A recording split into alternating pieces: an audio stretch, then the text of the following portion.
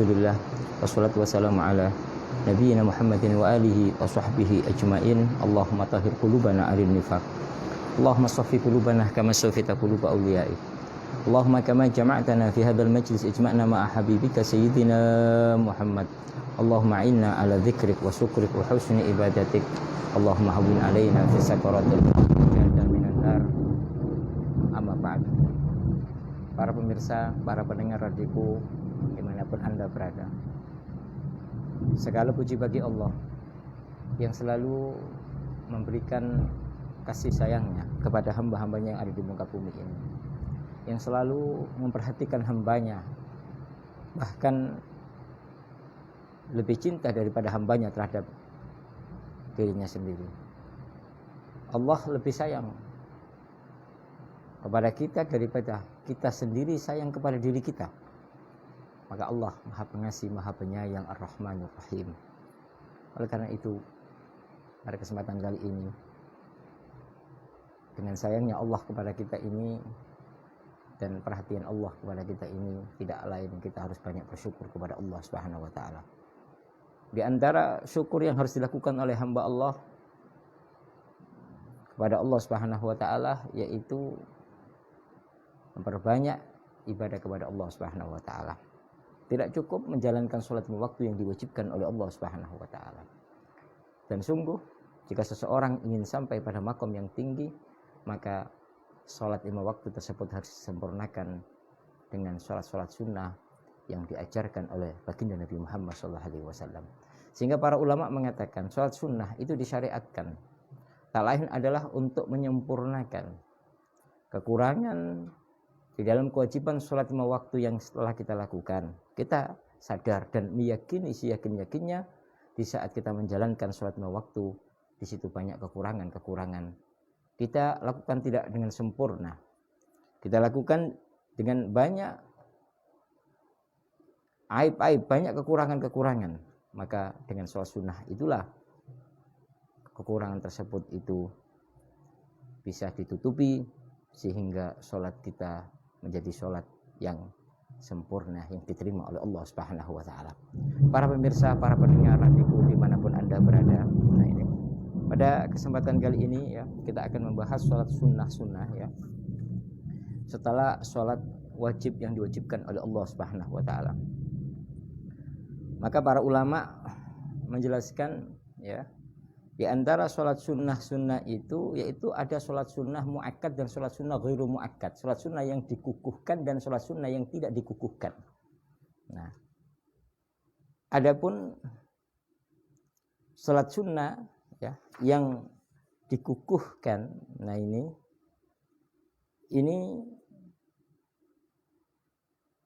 ada beberapa rakaat.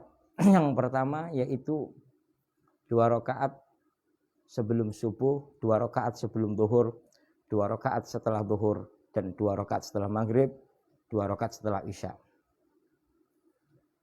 Maka dalam hadis yang diriwayatkan oleh Imam Bukhari rahimallahu taala, an Ibnu Umar radhiyallahu anhuma qala hafidtu minan nabiy sallallahu alaihi wasallam asyra rakaat. Aku menghafal ya dari Rasulullah sallallahu alaihi wasallam 10 rakaat.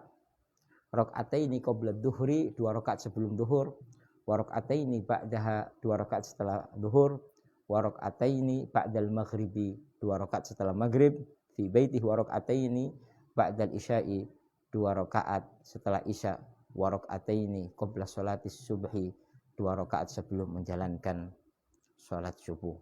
Kanat sa'atan la yadkhulu ala nabi sallallahu alaihi wasallam fiha. Di waktu-waktu itulah tidak ada yang berani masuk di rumah Rasulullah SAW. Dan ketahuilah kalau Rasulullah SAW melakukan sholat sunnah itu di rumah beliau.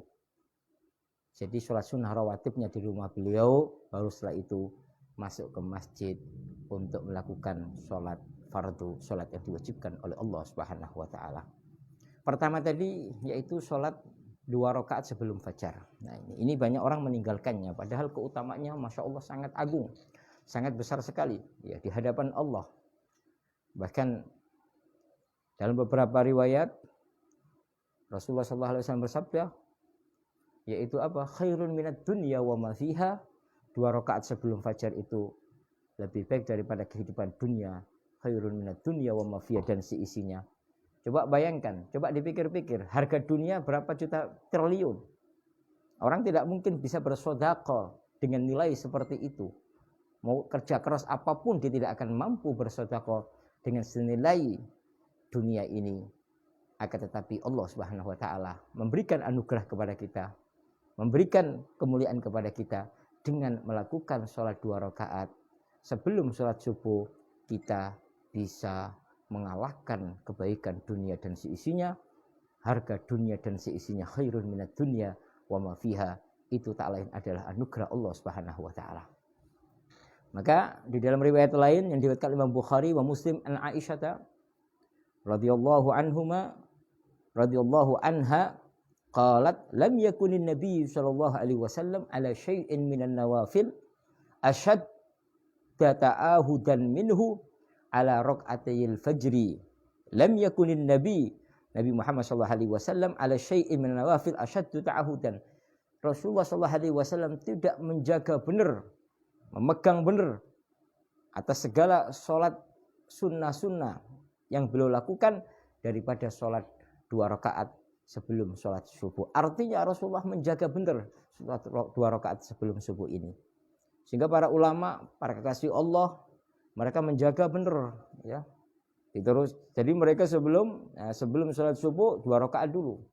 Tapi ingat, mereka itu ya bangun malam. Nah, sehingga dimulai dengan sholat tahajud, kemudian nunggu sampai sholat subuh, dan sebelum sholat subuh dimulai dengan sholat 2 rakaat. Nah ini, para pemirsa, para pendengar yang dimuliakan Allah Subhanahu wa taala. Oleh karena itu ya, kita harus menjaga benar sholat ini. Dan ini adalah amal salaf, amalnya para salafuna, para pendahulu-pendahulu kita, bagaimana mereka menjaga sholat 2 rakaat sebelum sholat subuh. Karena di dalamnya ada keutamaan-keutamaan adharaha wa lam yudhirha, keutamaan-keutamaan tersebut Allah tampakkan atau Allah tidak tampakkan, tapi itu semuanya anugerah yang diberikan oleh Allah untuk Nabi Muhammad, dan itu untuk umat Nabi Muhammad SAW, berkat Nabi Muhammad SAW. Kemudian ya,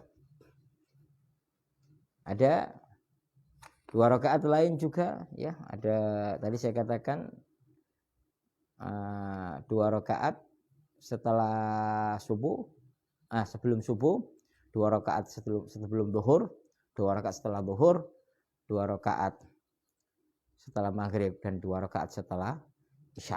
Nah, itu adalah sholat-sholat yang disunnahkan, yang dikukuhkan oleh baginda Nabi Muhammad sallallahu alaihi wasallam. Kemudian ya,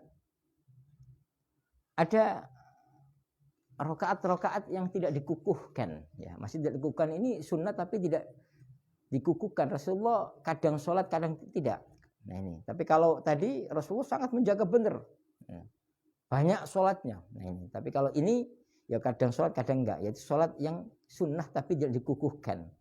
Di antaranya itu sholat 2 rakaat sebelum zuhur. Nah ini, tadi saya katakan yang dikukuhkan 2 rakaat sebelum zuhur ditambah 2 rakaat sebelum zuhur, berarti 4 rakaat. Nah ini, makanya Rasulullah SAW dalam riwayat Bukhari, kana la yada'u arba'an qabla dhuhri wa raka'ataini qabla qada'i sholatil fajr. Rasulullah SAW itu tidak pernah meninggalkan 4 rakaat sebelum zuhur dan 2 rakaat sebelum sholat subuh. Nah ini, tapi ingat, kan yusolli fi baiti, kata Siti Aisyah, Rasulullah SAW itu sholat di rumahku qabla dhuhri arba'an. Artinya sholatnya sunnah Rasulullah itu di rumah. Nah ini, jadi harus kita peduli dengan rumah kita ya, harus bisa menempatkan sesuatu pada tempatnya. Sholat wajib di masjid, tapi kalau sholat sunnah di rumah kita. Jangan sampai rumah kita ini gelap, ya, tidak ada yang menyinarinya. Makanya jangan sampai seperti kuburan, la taj'alu buyutakum kal maqabir. Jangan kau jadikan rumah kamu seperti kuburan. Artinya apa? Tidak pernah dibacakan Al-Quran, tidak pernah disolati sholat sunnah, tidak pernah penghuninya menangis karena takut kepada Allah Subhanahu wa taala. Kesempatan kepada kita semuanya untuk apa? Untuk menyinari rumah kita agar penuh dari ketentraman, kedamaian, keberkahan, rumah tangga yang dicintai oleh Allah, rumah tangga yang penuh dengan kebahagiaan, itu dibangun Dengan cara apa? Dengan cara kita memperbanyak sholat sunnah di rumah kita. Jangan sampai gelap gulita, tidak ada penerangnya. Oleh karena itu, ayo kita selalu berusaha untuk menerangi rumah-rumah kita dengan memperbanyak ibadah kepada Allah Subhanahu wa taala. Ya. Kemudian juga tidak hanya sholat saja, kita banyak baca Al-Qur'an, kita banyak baca sholawat Nabi di rumah-rumah kita. Sehingga para ulama itu menyarankan, nah kalau sholat sunnah itu pindah-pindah dari tempat ke tempat, ya. Tujuannya apa? Karena sholat sunnah ini yang kita lakukan ini, ya, akan menjadi saksi di hadapan Allah Subhanahu wa taala. Akan datang, ya, di saat hari hisab, hari pembalasan. Mereka datang semuanya menyaksikan apa yang kita perbuat, dan mereka akan berbicara di hadapan Allah Subhanahu wa taala. Para pemirsa, para pendengar radioku dimanapun Anda berada. Kemudian juga, ya, rakaataini ba'dah, 2 rakaat setelah zuhur, ya. Tadi berarti 4 rakaat, ya. 2 rakaat muakkad yang dikukuhkan, 2 rakaat yang tidak dikukuhkan setelah sholat zuhur, ya. Sami'tu Nabi sallallahu alaihi wasallam yaqul man shalla 4 raka'atin qabla dhuhri wa arba'an ba'daha harramallahu 'alan nar. Kata Nabi Muhammad sallallahu alaihi wasallam, barang siapa yang sholat 4 rakaat sebelum sholat zuhur dan 4 rakaat setelahnya, harramallahu 'alan nar, maka Allah Subhanahu wa taala mengharamkan orang tersebut dari api neraka. Allah selamatkan dari api neraka. Api neraka ingin membakarnya ditolak dengan apa? Dengan sholat yang dia lakukan itu sebagai benteng. Nah, ini sebagai benteng yang membentengi seseorang di saat menghadap Allah Subhanahu wa taala. Para pemirsa, para pendengar radioku dimanapun Anda berada, begitu juga, ya. Ada sholat qobliyah, ya, sholat qobliyah dan ba'diyah setelah sholat Jumat. Nah, ini yang kadang menjadi perdebatan di kalangan masyarakat kita, ya. Memang kalau kita kaji dari segi fikih, ini ada yang mengatakan, mayoritas ulama mengatakan itu sunnah, ya. Sebagian kecil saja yang mengatakan tidak disunnahkan. Kenapa? Wal jum'ati kadzuhri fima marra. Sebab Jumat itu seperti sholat zuhur. Fima marra. Hukumnya seperti sholat zuhur. Kalaupun ada yang mengatakan Rasulullah kan tidak pernah sholat qobliyah sebelum Jumat. Benar. Kenapa? Karena Rasulullah SAW itu selalu menjadi imam dan khotib. Nah, khotib itu disunnahkan untuk terlambat. Nah, di sini yang harus dipahami di sini, ya. Jangan sampai salah faham. Nah, ini, ya. Jangan sampai salah faham. Nah, akan tetapi amalan para sahabat Nabi ini yang menjadi landasan kita. Nah, dalam hal ini karena mereka tidak mengamalkan kecuali mereka memahami dari Rasulullah SAW. Nah, ini. Jadi saya ulangi kembali, Rasulullah SAW itu tidak pernah melakukan sholat qobliyah Jumat karena Rasulullah selalu menjadi imam dan khotib. Sementara dalam bab fikih sesuai dengan sabda Rasulullah itu seorang khotib dianjurkan terlambat, ya. Tidak seperti apa? Tidak seperti makmum, disunnahkan untuk datang dahulu. Nah, ini kan, maka di dalam beberapa riwayat kalau sholat Jumat itu kalau datangnya awal dapat unta, kemudian dapat sapi, kemudian dapat kambing, kemudian dapat ayam, terus sampai dapat telur, sampai malaikat sampai imam datang, maka malaikat pun bergeser ke belakang dan menutup catatan amal. Nah, ini artinya apa? Artinya motivasi untuk makmum, akan tetapi untuk imam disunnahkan untuk terlambat, datang langsung khutbah sehingga tidak memakai sholat sunnah qobliyah. Nah, ini.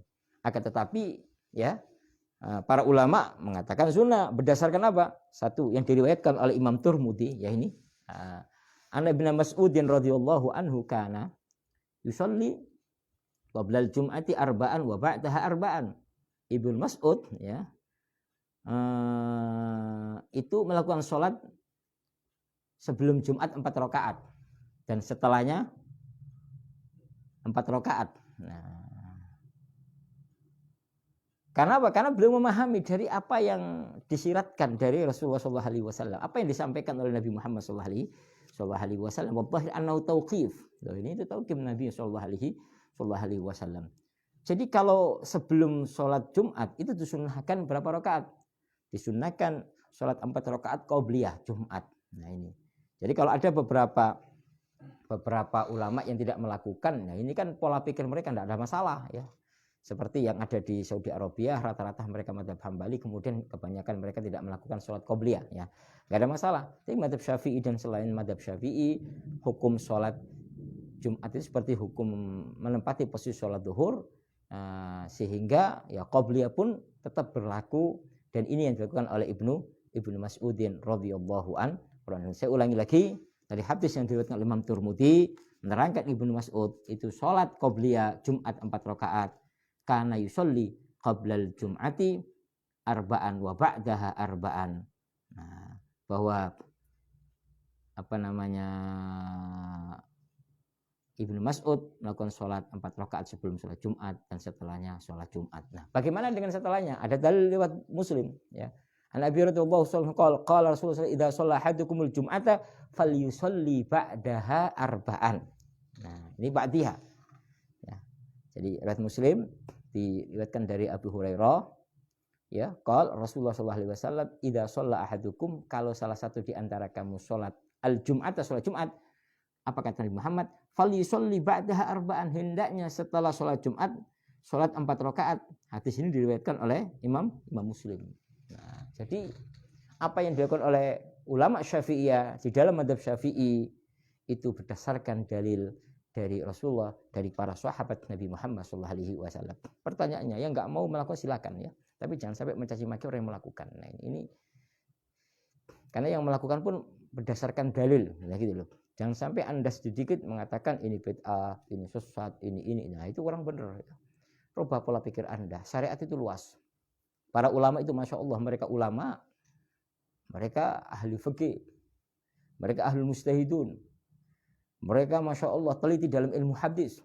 Jangan sampai kita hanya belajar, hanya membaca kitab ini, kitab itu, kemudian kita menyimpulkan ini salah, ini benar. Itu terlalu terlalu pendek. Anda nggak boleh seperti itu. Berikan kebebasan kepada umat, apalagi di Indonesia ini rata-rata mengikuti madzhab Syafi'i. Jangan sampai kita ini belajar semuanya dari Timur Tengah, pulang ke Indonesia, membawa madzhab selain madzhab Syafi'i, sehingga membuat gaduh di tengah masyarakat kita, menciptakan kekacauan di masyarakat kita. Dan ini adalah sesuatu yang tidak terpuji, sesuatu yang melanggar apa yang diajarkan oleh Nabi Muhammad SAW. Nabi Muhammad mengajak persatuan umat. Nah, ini perbedaan fikih adalah sesuatu yang wajar sejak dulu. Tapi kita ingat, kita tinggal di mana. Kalau Anda tinggal di Saudi Arabia, ikuti madzhab Hambali, itu yang lebih layak. Kalau Anda tinggal di Maroko, ikuti madzhab Maliki. Kalau Anda tinggal di Irak, ikuti madzhab Hanafi. Nah, kalau Anda tinggal di Indonesia, rata-rata orang Indonesia mengikuti madzhab Syafi'i. Maka jangan sampai Anda mendatangkan madzhab Syafi'i, karena itu akan menjadikan atau menciptakan kekacauan di dalam masyarakat kita. Saya heran di zaman sekarang ini. Kalau dulu Masya Allah para ulama berusaha berdakwah dengan hati yang tulus, dengan ikhlas, dengan rendah hati, dengan damai. Sekarang kadang dalam satu masjid bertengkar antara satu golongan yang lain, karena pola pikir yang cepat tidak bisa menempatkan sesuatu pada tempatnya. Jadi saya ulangi lagi, biarkan orang Indonesia ya, jangan diganggu di saat mereka melakukan sholat qobliyah Jumat 4 rakaat atau ba'diyah Jumat 4 rakaat. Itu semuanya ada tuntunannya, baik dari Nabi Muhammad ataupun dari para sahabat Nabi Muhammad SAW. Tadi sudah saya terangkan hadis yang menerangkan ba'diyah dari riwayat Muslim, sholat ba'diyah Jumat dari riwayat Muslim, dan sholat qobliyah Jumat dari riwayat Imam At-Tirmidzi. Mudah-mudahan Allah Subhanahu wa taala menjadikan kita hamba yang mengajak umat ini untuk persatuan, tidak memecah belah. Maka dengan persatuan umat akan kuat. Ayo kita ajak mereka untuk beribadah. Yang enggak beribadah enggak apa-apa, silakan Anda enggak dipaksa untuk beribadah sholat sunnah qobliyah atau ba'diyah Jumat ini ya. Sesuai dengan pemahaman Anda dari para ulama-ulama kita. Tapi sepandai-pandai orang, sebijak-bijaknya orang, yaitu orang yang bisa menempatkan sesuatu pada tempatnya. Anda tinggal di mana? Di Indonesia, ikuti madzhab Syafi'i. Tinggal di Irak, ikuti madzhab Hanafi, dan seterusnya. Mudah-mudahan Allah Subhanahu wa taala memberkati kita semuanya. Para jamaah, para pemirsa, para pendengar radio dimanapun Anda berada. Nah, kemudian juga ya ada sholat maghrib, qobliyah maghrib. Nah, ini juga menjadi perdebatan ya, menjadi perdebatan di kalangan para ulama. Ada yang mengatakan dimakruhkan, ada yang mengatakan disunnahkan. Tapi dalam mazhab Syafi'i qobliyah maghrib, ya, qobliyah maghrib itu disunnahkan. Nah ini. Dan dalilnya ada riwayat Muslim dan riwayat Bukhari. Nah ini. Maka lima rawahul Bukhari wa Muslim. Wa lafdhulahu an Anas radhiyallahu anhu qala kunna bil Madinah. Nah ini dari sahabat Anas. Sahabat Anas ini sahabat yang sejak kecil berkhidmat kepada Nabi Muhammad SAW. Faham tentang perilaku Rasulullah. Memahami tentang akhlak Nabi Muhammad SAW. Apa kata sahabat Anas? Kunna bil Madinah. Di saat kami berada di Madinah. Fa'idha adzanal muadzinu. Jika muadzin mengumandangkan adzan. Li sholatil maghribi. Untuk melakukan sholat maghrib. Ibtadarus sawari. Maka mereka cepat-cepat menuju ke tiang-tiang. Nah, jadi karena sholat itu kan di depannya harus ada penghalang, pembatas. Nah, ini kayak ke tiang-tiang dan di situ ada tiang-tiang, ya. Kemudian apa? Fayarkauna rakaataini. Nah, kemudian mereka para sahabat itu melakukan sholat 2 rakaat. Ya, 2 rakaat. Jadi, nah, hatta innal gharib, sampai itu ada orang yang baru datang, maksudnya pendatang, ya. Gharib itu pendatang baru. Yadkhulul masjidah, masuk masjid, fayakhsibu, menyangka anna sholata qad suliyat, ini sholat maghrib sudah dilakukan ini. Karena banyaknya para sahabat Nabi yang ke sholat qobliyah. Nah ini. Jadi sehingga apa? Sehingga menyangka ini sholat maghrib sudah dilakukan. Nah ini. Kemudian apa? Min kathrati man yusolliha, karena banyaknya orang yang melakukan sholat 2 rakaat sebelum maghrib tersebut. Nah, jadi ini amaliyah. Makanya di dalam mazhab Syafi'i dihukumi sunnah tapi ghairu muakkad. Sehingga kalau kita melihat di masjid-masjid kita, ya, ada yang melakukannya, ada yang tidak melakukannya. Memang dalam mazhab Maliki menghukumi makruh. Nah ini sholat qobliyah itu. Dan itu dalam qaul qadim dalam mazhab Syafi'i itu. Tapi kalau jadi dalam mazhab Malik itu hukumnya makruh salat qobliyah. Sehingga ya para ulama itu, ada beberapa para ulama itu untuk mura'atan lil khilaf, karena ada yang mengatakan makruh, ada yang mengatakan sunnah, sehingga mereka itu meninggalkannya. Untuk apa? Mura'atan lil khilaf, menjaga perbedaan. Nah ini ada sebagian seperti itu. Tapi yang melakukan silakan saja, enggak ada masalah, ya. Dan masalah waktu maghrib, ada yang ada kalau qaul qadim agak lama, ya. Kalau qaul jadid ya agak cepat waktunya, ya. Artinya kita tidak usah mempermasalahkan hal ini, ya. Yang melakukan sholat sunnah sebelum maghrib silakan, ada dasar hukumnya. Yang tidak melakukan juga enggak apa-apa. Ini kan sunnah ghairu muakkad, tidak dikukuhkan. Nah ini. Sehingga tadi saya katakan dalam mazhab Malik itu mengatakan makruh sunnah qobliyah maghrib itu, ya. Tapi dalam mazhab Syafi'i hukumnya sunnah muakkadah, sebagaimana dalil yang diriwayatkan oleh Imam Bukhari dan Imam Muslim. Nah inilah indahnya di dalam syariat Nabi Muhammad SAW. Mudah-mudahan Allah Subhanahu Wa Taala memberkati kita semuanya dan kita diberi keberkahan oleh Allah Subhanahu Wa Taala, dimudahkan segala urusan kita. Kemudian ya ada sholat sunnah, ya, yang selain sholat rawatib, baik qobliyah ataupun ba'diyah, ya. Yang pertama adalah tahiyatul masjid. Nah ini tahiyatul masjid. Sholat karena i'tikaf di masjid. Anda datang ke masjid, nah ini sebelum duduk disunatkan sholat 2 rakaat. Nah ini banyak orang itu lupa hal ini, ya. Dan banyak orang itu datang ke masjid tapi tanpa niat i'tikaf. Nah ini. Oleh karena itu, ya, seseorang harus paham dan belajar tentang hal ini. Jangan sampai dia mempelajari sesuatu kemudian meninggalkan sesuatu yang penting. Nah, dan karena kita setiap hari masuk masjid, sholat zuhur masuk masjid, sholat asar masuk masjid, sholat maghrib masuk masjid, sholat isya dan seterusnya sampai sholat subuh itu. Sehingga ya di saat kita masuk ke masjid niat iktikaf, maka Anda mendapatkan pahala iktikaf. Nah, tapi sebelum melakukan apa-apa, maka disunnahkan namanya sholat tahiyatul masjid, ya. Sebagaimana hadis yang diriwayatkan oleh Imam Bukhari, fa idza dakhala ahadukumul masjida fala yajlis hatta yusalli rak'atain. Nah, kalau ada salah satu di antara kamu masuk masjid, maka jangan duduk sampai sholat dua rakaat. Nah, kemudian para ulama madzhab Syafi'i mengatakan wa taqsulu tahiyatu bil fardhi. Salat tahiyat ini juga dapat dengan salat fardu. Umpamanya Anda datang terlambat ya. Langsung di situ imam mau apa? Imam mau salat fardu, salat asar, salat maghrib, salat isya, kita ketinggalan. Nah, maka salat sunat tahiyat ini itu didapatkan dengan salat fardu tersebut. Asalkan diikutkan niatnya. Nah, ini. Au bi ayyi naflin akhar, atau apa? Anda salat sunnah qabliyah. Nah, sekalian niat di situ salat apa? Salat tahiyat.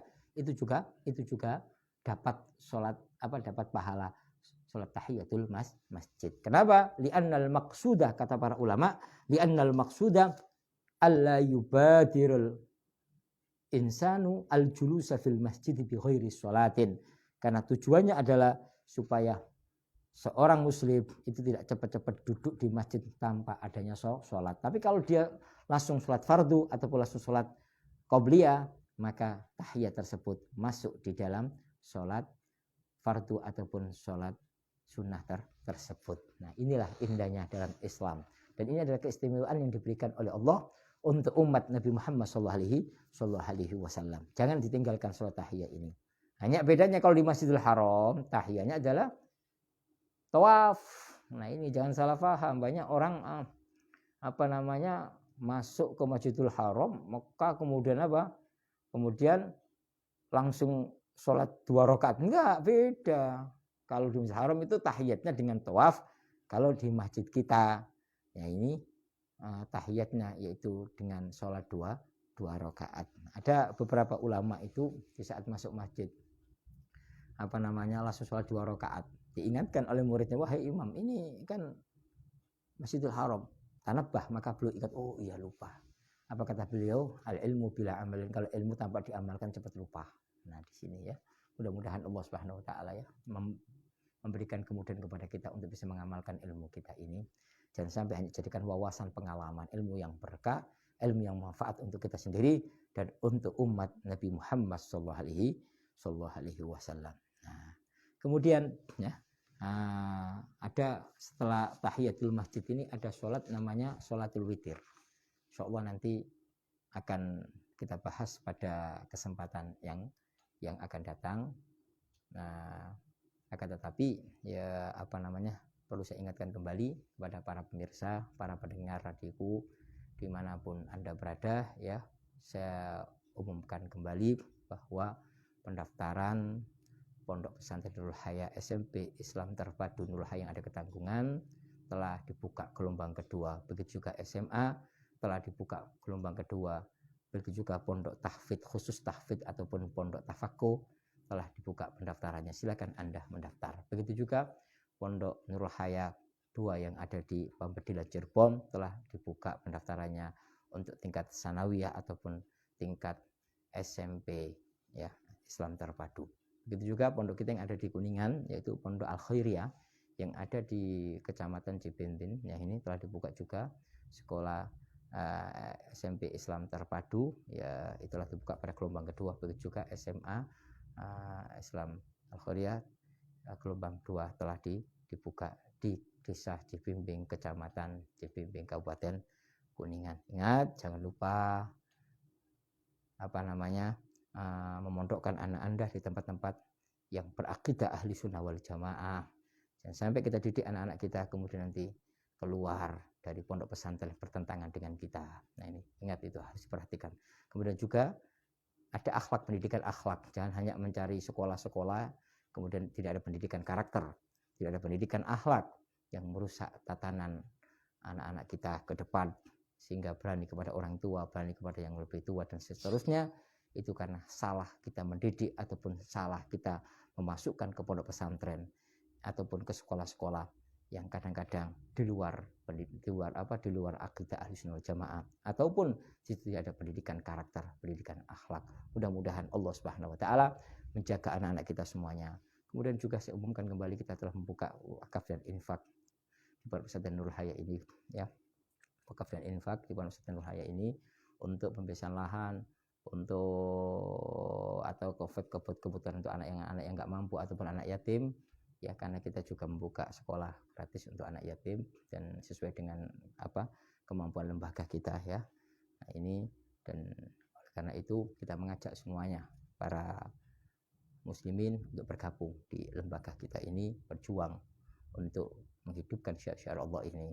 Dan pondok pesantren adalah pondok untuk sebagai pondok sebagai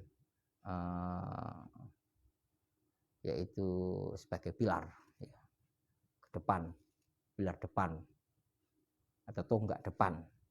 Nah, ini sehingga harus kita jaga benar pondok-pondok kita ini, ya. Dan mudah-mudahan anak-anak kita semuanya, santri kita semuanya, para jamaah semuanya bisa menjaga pondok-pondok kita bangun dan menjadi maslahat untuk umat sampai di hari kiamat nanti. Para pemirsa, para pendengar yang dimuliakan Allah Subhanahu wa taala, semoga Allah Subhanahu wa taala memberkahi kajian pada sore hari ini, dan akan kita tutup dengan doa. Bismillahirrahmanirrahim. Alhamdulillahirabbil alamin. Wassalatu wassalamu ala sayyidina Muhammadin wa alihi wa sahbihi ajmain. Allahumma inna nas'aluka ridhaka wal jannah wa na'udzubika min sakhatika wan nar. Allahumma nawwir qulubana binuril ma'rifah, ya Allah. Ya Hayy ya Qayyum ya Ghaffar, ampuni segala dosa kami, ampuni segala kesalahan kami, ya Allah. Allahumma ya Allah, kami akan masuki bulan Ramadan, akan tetapi ya Allah, kami masih belum berubah, ya Allah. Kami masih belum baik, ya Allah. Ya Allah, Allah tunjukkan kami, Allah tunjukkan hati kami ke jalan yang Kau ridhoi, ya Allah. Mudahkan kami untuk bisa berbuat kebaikan di muka bumi ini, ya Allah. Dekatkan kami dengan orang-orang baik, ya Allah. Dekatkan kami dengan orang-orang soleh, ya Allah. Kau Maha Pengasih, Kau Maha Penyayang, ya Allah. Allahumma ya Allah, pandanglah kami dengan kasih sayang-Mu, pandanglah kami dengan cinta-Mu, ya Allah. Pandanglah kami dengan, ya Allah, dengan ridha-Mu, ya Allah. Jangan Kau pandang kami dengan kemurkaan-Mu, ya Allah. Antar Rahman, Kau Maha Pengasih, Kau Maha Penyayang. Ya Allah, ya Hayy ya Qayyum, la taj'al dunya akbar hammina wa la mablagha ilmina wa la tusallit alaina man la yarhamuna.